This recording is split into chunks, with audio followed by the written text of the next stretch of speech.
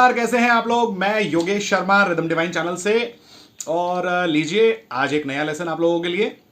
और बेसिकली इस लेसन के लिए ऐसे बैठे बैठे ख्याल आया कि एक स्टूडेंट है मेरे और वो कुछ बार कॉर्ड्स बजा रहे थे और थोड़ा सा स्ट्रगल कर रहे थे बार कॉर्ड को लेकर के कि शायद याद नहीं हो रही थी पोजीशंस, कि जिसकी वजह से समझ नहीं पा रहे थे कि अगर यहाँ बार है तो क्या कॉर्ड बन रही है, यहाँ बार है तो क्या कॉर्ड बन रही है।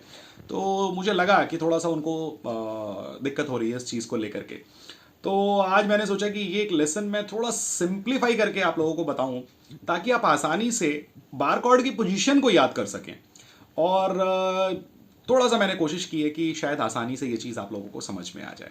तो ये लेसन बार कॉर्ड से रिलेटेड है और आसानी से कैसे याद कर सकते हैं उसके बारे में मैं थोड़ा सा इसके बारे में बताऊंगा। और उससे पहले ये कि अगर आप लोग चाहें तो मेरी एक बिगिनर सीरीज़ है जो मैं हर बार बताता हूं, आप ज़रूर उसको फॉलो कीजिए। उसमें बहुत सारे लेसन ऐसे हैं जो आप लोगों के लिए, बिगिनर और इंटरमीडिएट के लिए बहुत खूबसूरत एक्सरसाइजेस हैं। आप उनको ज़रूर ट्राई कीजिए, मुझे लगता है आपको बहुत फ़ायदा होगा। और दूसरी चीज़ ये है कि लेसन पसंद आए तो लाइक ज़रूर कीजिएगा, चैनल को सब्सक्राइब कर लीजिए। अब मैं फ्री हो गया हूँ तो कंटिन्यू आपको वीडियोज़ मिलते रहेंगे। एक स्टूडेंट ने बोला है ट्रिल एक्सरसाइजेस के बारे में, तो ट्रिल एक्सरसाइज का भी एक लेसन मैं नया पोस्ट करूंगा, बहुत जल्दी ही करूंगा, शायद 2-3 दिन के अंदर करूंगा। और उसके अलावा ये है कि अपने कमेंट्स ज़रूर भेजिए। आप लोगों को जिस जिस सिचुएशन में, जिस जिस जगह पर प्रॉब्लम आती है कि किस तरह का लेसन आप चाहते हैं, वो मुझे ज़रूर आप लिखिए, ज़रूर मुझे बताइए। टॉप नंबर मेरा व्हाट्सएप नंबर है, इस नंबर पर आप मुझे मैसेज कर सकते हैं और सिर्फ मैसेज कीजिएगा, कॉल अलाउड नहीं है।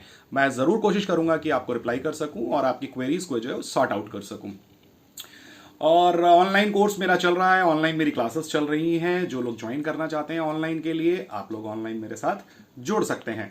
फाउंडेशन कोर्स भी आज शाम को मैं अनाउंस करूंगा, जो मैं शायद नेक्स्ट मंथ शुरू कर रहा हूं। तो जो लोग भी एडमिशन लेना चाहें उसके लिए भी आप लोग आ सकते हैं। चलिए सिंपल तरीके से शुरू करते हैं। देखिए, सिंपल 2-3 चीजें बताऊंगा। जिन्होंने सर्कल ऑफ फोर्थ पढ़ा है, सर्कल ऑफ फिफ्थ पढ़ा है और रिलेटिव मेजर माइनर पढ़े हुए हैं, अगर आप जरा सा दिमाग लगाएंगे, जरा सा ध्यान से देखेंगे, तो थ्योरेटिकल और प्रैक्टिकल ये चीज आपको बहुत आसानी से समझ में आ जाएगी। आप देखिए, कुछ जो कॉर्ड्स हैं हमारे पास, जो कॉर्ड हमारे पास ओपन शेप से शुरू होते हैं, उसके अकॉर्डिंगली हम लोग कॉर्ड मूवेबल बनाते हैं। पहली बात तो ये हो जाती है। तो हम क्या करें कि पहले हम ये देखें कि ओपन कॉर्ड्स और ओपन कॉर्ड जो होते हैं मेजर और माइनर में, वो कैसे कैसे बनते हैं, उसके अकॉर्डिंगली आप आगे जाएं। जैसे कि फॉर एग्जांपल ई मेजर का कॉर्ड है, ए मेजर का कॉर्ड है, उसके बाद ए माइनर का कॉर्ड है, उसके बाद ई माइनर का कॉर्ड है, उसके बाद सी मेजर का कॉर्ड है और उसके बाद डी माइनर का कॉर्ड है। तो आप इस शेप को माइंड में रख के चलिएगा, आप देखेंगे कि बहुत जल्दी, बहुत आसानी से आपको यह चीज मैं समझा दूंगा और आपको समझ आ जाएगी। अब आप ये देखें कि एक चीज तो आपको ये देखने वाली है कि जब आप ई मेजर पकड़ते हैं फॉर एग्जांपल, तो ई मेजर में आपका रूट बनता है 6 स्ट्रिंग का, यानी कि आप 6 स्ट्रिंग से बजाते हैं, तो ये ई मेजर बनता है। और सिमिलरली जब आप एक स्ट्रिंग नीचे चले जाते हैं, यानी कि ए मेजर का कॉर्ड जब आप बनाते हैं, तो उसका रूट बनता है 5th स्ट्रिंग से। ये तो बस ये छोटी सी बात अगर आप सेट करेंगे दिमाग में, तो आप देखेंगे कि बहुत आसानी से आपको चीज समझ में आएगी। दूसरी कॉर्ड आप देखें, ए माइनर की कॉर्ड जब आप पकड़ते हैं तो उसका रूट भी जो है वो 5th स्ट्रिंग आता है, और सी मेजर जब पकड़ते हैं तो उसका रूट भी जो है वो 5th स्ट्रिंग आता है। तो यहां से कुछ बेसिक चीजें आपको समझ में आनी शुरू हो जाएंगी। आप देखेंगे कि अगर आप कॉर्ड देखें ई मेजर, ये कॉर्ड अगर आप देखते हैं तो ई मेजर कॉर्ड, क्योंकि 6 स्ट्रिंग से आ रहा है, ओपन 6 से आ रहा है, ये ई मेजर कॉर्ड है। और ई मेजर कॉर्ड का अगर आप देखें कि 4th नोट जो है ई, एफ शार्प, जी शार्प और ए, तो अगर आप उसी शेप में, अगर आप इसी मेजर शेप में यहां जब आप ट्रांसफर होते हैं तो 5th स्ट्रिंग से आपका ए मेजर का कॉर्ड बनता है। यानी कि आप क्या कहेंगे कि ए ई मेजर में जो 4th नोट है वो ही मेजर कॉर्ड सेम शेप पे आपको मिलती है। यानी कि इसके अकॉर्डिंगली अगर आप आगे बढ़ने की कोशिश करें तो जो जो आपके रूट 6 स्ट्रिंग पे बनेंगे और जो जो रूट आपके 5th स्ट्रिंग पे बनेंगे, वही कॉर्ड क्रिएट होते जाएंगे।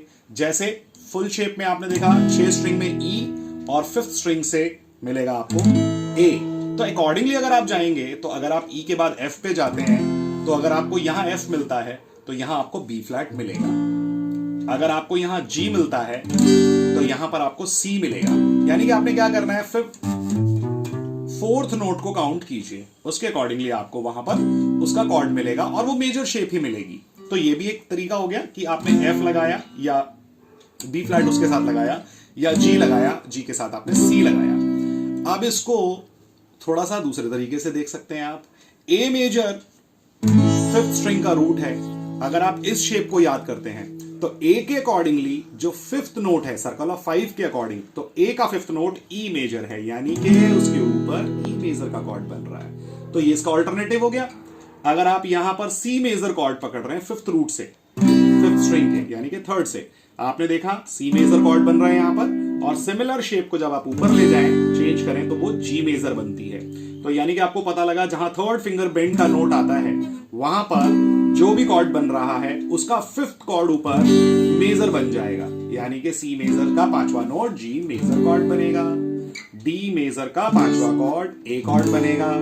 और इसको अगर आप ऑल्टरनेट कर दें, ये आपका ए नोट है यानी कि ए का फोर्थ नोट डी मेजर का कॉर्ड बनाएगा। इसी तरीके से जी मेजर का कॉर्ड सी मेजर का कॉर्ड दिखाएगा। तो ये सर्कल ऑफ 5 और 4 के अकॉर्डिंगली आप इसको बड़े आसानी से समझ सकते हैं। दूसरे कॉर्ड पे जब हम चलते हैं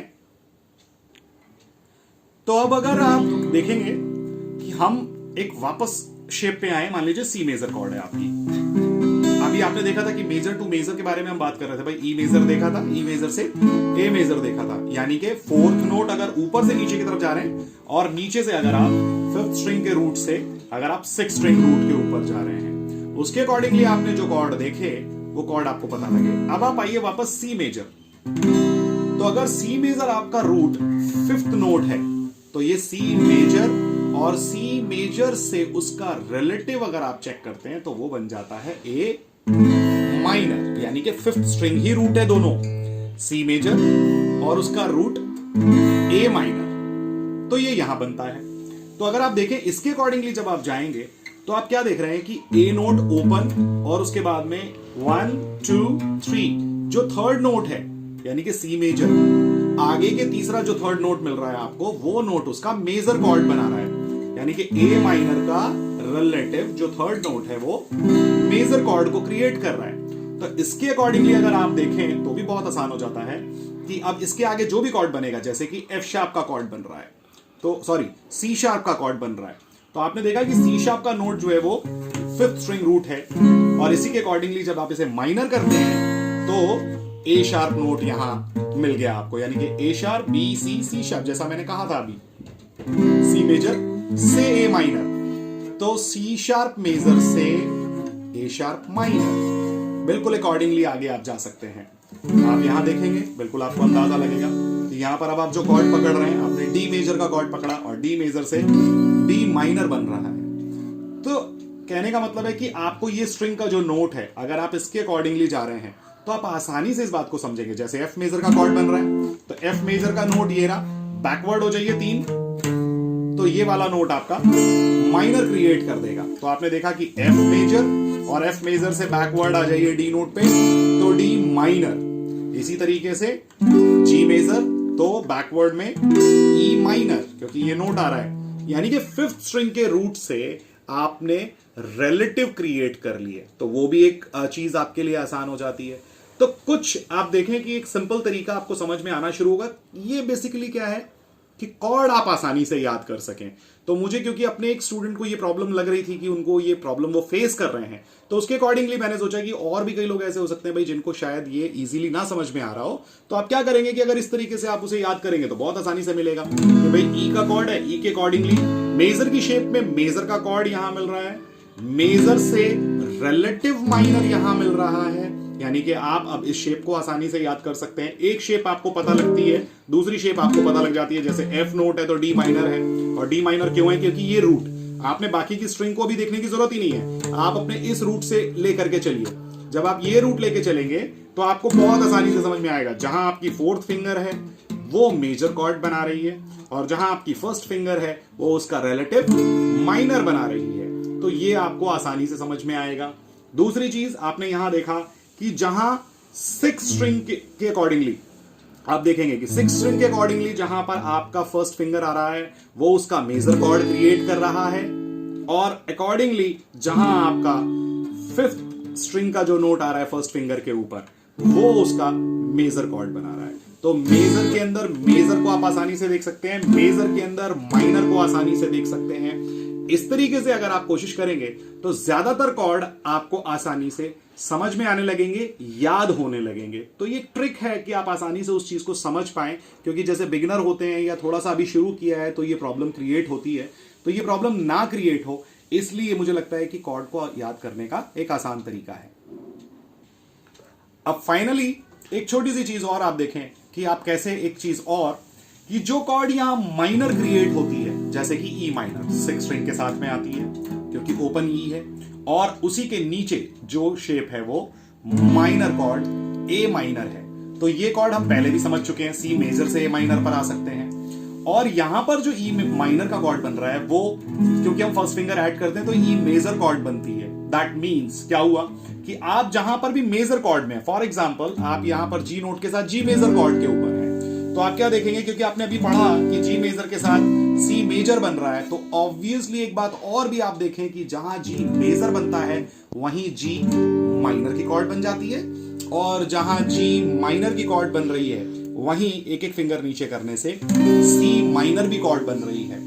तो इसका क्या मतलब हुआ, इसका मतलब ये हुआ कि सी माइनर से जी माइनर की तरफ आप जा सकते थे, या सी माइनर से जी मेजर की तरफ आपको क्या करना पड़ेगा, सेकंड फिंगर को ऐड करना होगा या ओमिट करना होगा, दो में से एक चीजें होंगी, तो कॉर्ड तो वही बनेगी।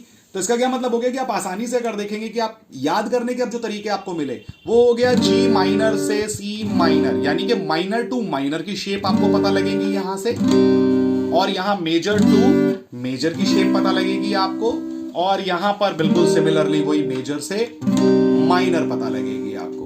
तो ये कुछ पोजीशंस हैं जिन पोजीशंस के अकॉर्डिंगली आप अपने कॉर्ड्स को बहुत आसानी से याद कर सकते हैं।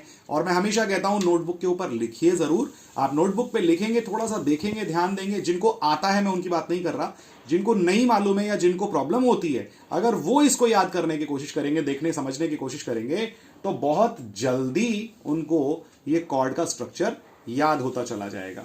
तो ये छोटा सा लेसन है दोस्तों आप लोगों के लिए। उम्मीद करता हूं आप लोगों को पसंद आया होगा। पसंद आए तो शेयर कीजिए, लाइक कीजिए, चैनल को सब्सक्राइब कर लीजिए बहुत जल्दी से, क्योंकि अब बहुत सारे वीडियोस आपको मिलने वाले हैं।